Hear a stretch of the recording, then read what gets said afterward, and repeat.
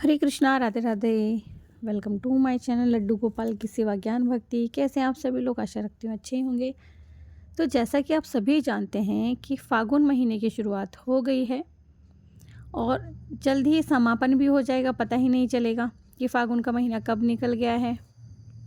तो फागुन के महीने में भगवान श्री कृष्ण की पूजा करने से विशेष फल प्राप्त होता है।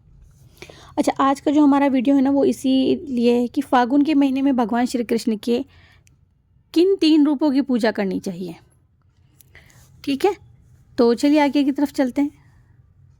तो माघ महीने में हम लोग दान करते हैं ना, दान का बहुत महत्व होता है। वहीं पर फागुन के महीने में पूजा पाठ का बहुत महत्व होता है। श्री कृष्ण की भक्ति का बहुत महत्व, भगवान विष्णु और भोलेनाथ की पूजा की विशेष परंपरा इस महीने में होती है। इस दौरान कहते हैं कि भगवान कृष्ण के कई तरह से श्रृंगार भी किए जाते हैं।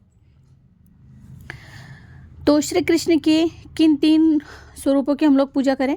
धार्मिक दृष्टि से अगर फागुन का महीना देखें तो बहुत महत्व है। इस महीने का बहुत महत्व रखता है ये महीना। जहाँ एक और भगवान शिव की पूजा का विशेष स्थान है ना इसमें, वहीं पर श्री कृष्ण के 3 रूपों की पूजा का भी विधान शुभ माना गया है।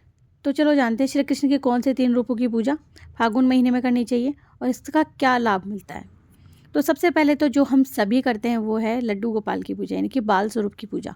फागुन के महीने में श्री कृष्ण के बाल स्वरूप यानी कि लड्डू गोपाल की पूजा का विशेष महत्व माना गया है। तो इस महीने में लड्डू गोपाल की पूजा करने से आपको विशेष फल मिलने वाला है।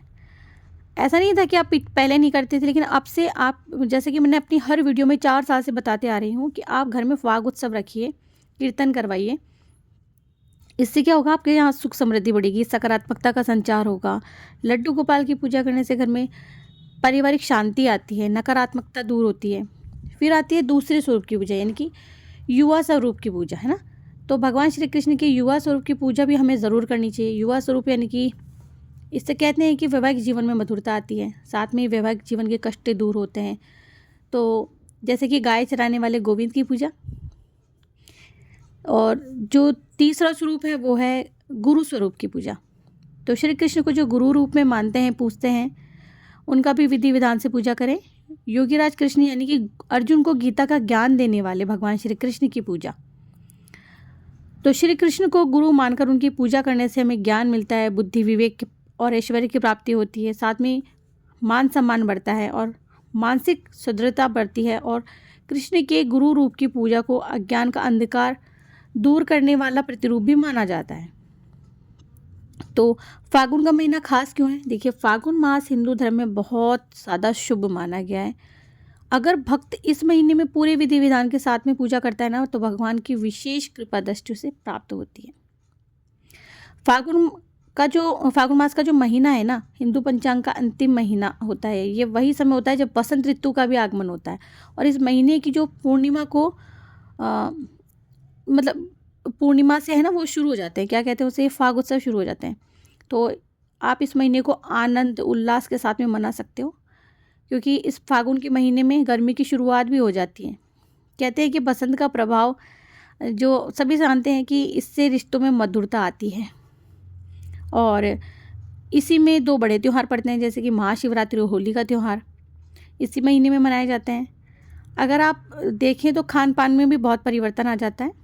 तो जैसे कि सर्दी में हम घी खिचड़ी का सेवन ज़्यादा करते हैं, और इस महीने हम सुबह जल्दी उठ करके ठंडी राबड़ी पीते हैं। तो अगर आप पिछले महीने में देखेंगे तो हम लोग गर्म राबड़ी का सेवन करते हैं।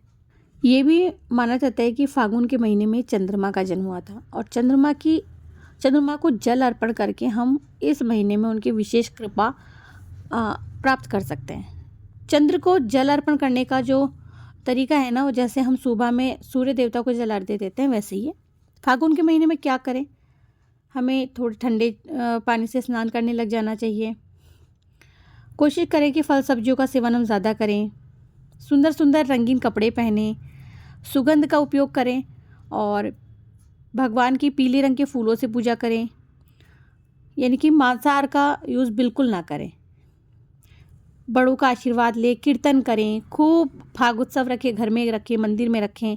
फागुन का ये जो महीना है ना, भगवान को प्रसन्न करने के लिए बहुत महत्व रखता है। भगवान श्री कृष्ण को पूरे महीने आप नियमित रूप से शुद्ध आप गुलाल अर्पित कर सकते हो, पीले फूल अर्पित कर सकते हो। और सुगंधित केवड़ा का इत्र लगा सकते हैं आप।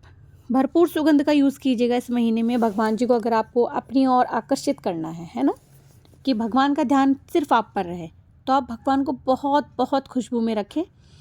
और रात्रि में सोने से पहले आप एक आदत अपनी बना सकते हो कि सुबह में जल्दी उठ करके ठाकुर जी को स्नान करवा के उन्हें सुगंधित हम इत्र लगाएंगे, है ना। और एक चीज़, इसमें इस महीने में क्या होता है, भगवान शिव की पूजा तो हम करते हैं, तो हम भगवान श्री कृष्ण के साथ में शिव जी की पूजा ज़रूर से करें, क्योंकि भगवान श्री कृष्ण प्रसन्न होते हैं। और श्री कृष्ण की पूजा करते हैं तो भगवान शिव प्रसन्न होते हैं। तो मैं आपको बता दूं कि भगवान श्री कृष्ण की विशेष पूजा इस महीने में होती है। और अगर आप देखिए कि कोई भी अगर संतान सुख से वंचित है, तो आप इस पूरे महीने में श्री कृष्ण और शिव जी की विशेष पूजा करके विधि विधान के साथ में उनकी कृपा के प्राप्त हो सकते हैं।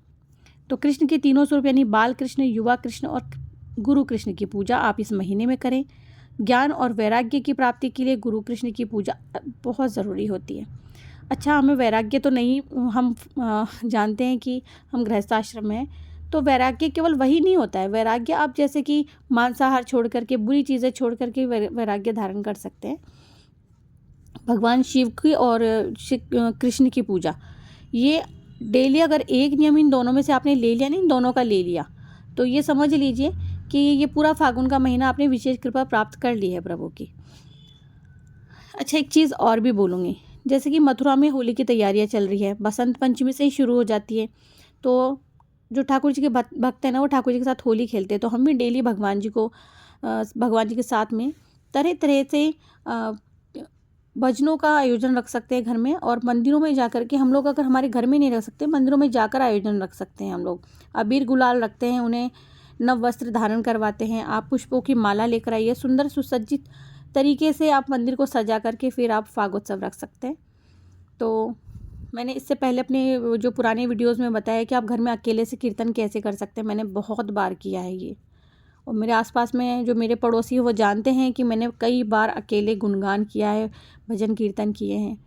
कई बार मेरे सामने वाले पड़ोसी तो मतलब पास वाले पड़ोसी तो छत पे चढ़ के भी देखते थे कि अंदर से कैसे आवाज़ आ रही है, कीर्तन वगैरह होता रहता था, कि हम लोग अकेले ही कर रहे हैं। सो आपको बहाना चाहिए, है ना, ठाकुर जी की पूजा के लिए बहाना चाहिए। आपको बहाना ढूंढिए। जब तक बहाना नहीं है, लक्ष्य नहीं है ना हमारे पास में, हम लोग कोई काम नहीं कर सकते। बिना लक्ष्य के कोई भी कार्य नहीं हो सकता। आप अपना एक लक्ष्य बना लेंगे ना कि हमें ये कार्य करना ही करना है, तो ज़रूर आप अपनी मंजिल को प्राप्त करेंगे। सो मैंने इस वीडियो में बहुत सारी बातें की हैं आप लोगों के साथ में। अब मैं आपको छोटे से रूप में बता देती हूँ कि आप 2 से 4-5 लेडीज़ को इकट्ठा कीजिए और घर में बुला करके एक छोटा सा आयोजन रखिए कीर्तन का, और फागोत्सव में फाग के गीत गाए जाते हैं। अच्छा, एक बात और बता देती हूँ, आप अपनी फैमिली व्लॉग पर जाकर देख लीजिएगा, फाग के गीत मैं ज़रूर से अपलोड करूँगी, तो आप वो सुन लेना। कोशिश करूँगी कि मैं वहाँ पर फागुन के जितने हो सके उतने गीत अपलोड करूँ। तो आज का वीडियो बस यही था कि कुछ बातें आपसे कर लूँ और आप लोगों को बता दूँ कि फागोत्सव शुरू हो गए हैं, तो फाग का आयोजन के, और खाटू श्याम जी की तो पदयात्रा भी शुरू हो गई है। तो खाटू धाम में भी लक्खी मेला भरेगा। बहुत यात्री आप देखेंगे ना, वो निशान लेकर के जाएंगे। उस दौरान भी बहुत सारे फागोत्सव के गीत होते रहते हैं, बहुत सारे कीर्तन और जागरण रास्ते में होते रहते हैं। तो चलिए, आज का वीडियो अच्छा लगे तो प्लीज़ वीडियो को शेयर कर दीजिएगा। मैं मिलती हूँ नेक्स्ट वीडियो में, तब तक के लिए हरे कृष्णा, राधे राधे।